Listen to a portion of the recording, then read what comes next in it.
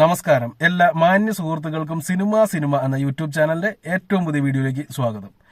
MMMN Mahesh Narayanan സംവിധാനം ചെയ്യുന്ന മമ്മൂട്ടിയെയും മോഹൻലാലിനെയും കേന്ദ്ര കഥാപാത്രങ്ങളാക്കി നയൻതാര പ്രധാന വേഷത്തിലെത്തുന്ന ഒരു ചിത്രമാണ്. ഇതിനെക്കുറിച്ച് ഞാനായിട്ടൊന്നും പറയേണ്ട കാര്യമില്ല. എല്ലാ വാർത്തകളും വളരെയധികം ഇതായിട്ട് ഹിറ്റായിക്കൊണ്ടിരിക്കുന്ന ഒരു സിനിമയാണ്. പക്ഷെ ഇപ്പോൾ ഒരു വലിയൊരു വാർത്ത ഈ സിനിമയെക്കുറിച്ച് വന്നിരിക്കുന്നു. കഴിഞ്ഞ ദിവസം ഈ സിനിമയെക്കുറിച്ച് വന്ന ഒരു വാർത്ത നിങ്ങൾ കേട്ടിട്ടുണ്ടാവും.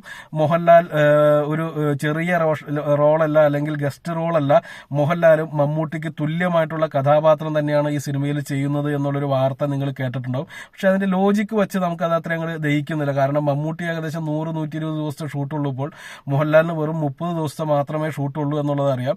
അപ്പോൾ അങ്ങനെയുള്ള സമയത്ത് എങ്ങനെയാണ് രണ്ടുപേർക്കും തുല്യമായിട്ടുള്ള റോൾ എന്ന് ഉള്ള ഒരു ചോദ്യം അവിടെ വരുന്നുണ്ട്.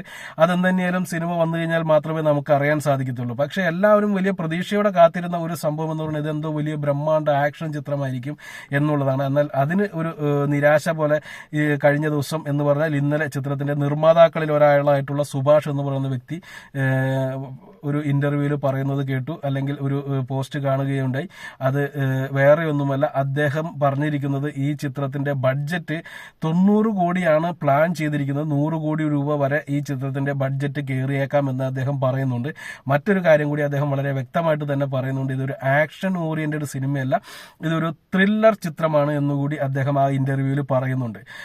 ഇപ്പോൾ സോഷ്യൽ മീഡിയയിലൂടെ ഇതിനകത്ത് ഓരോരുത്തരുടെയും കഥാപാത്രങ്ങളെ കുറിച്ച് വലിയ അപ്ഡേറ്റുകളൊക്കെ വരുന്നുണ്ട്. അതായത് മമ്മൂട്ടി ഒരു നേവി ഓഫീസറാണെന്നോ ആർമി ഓഫീസറാണെന്നൊക്കെയുള്ള രീതിയിലുള്ള വാർത്തകൾ വരുന്നുണ്ട്.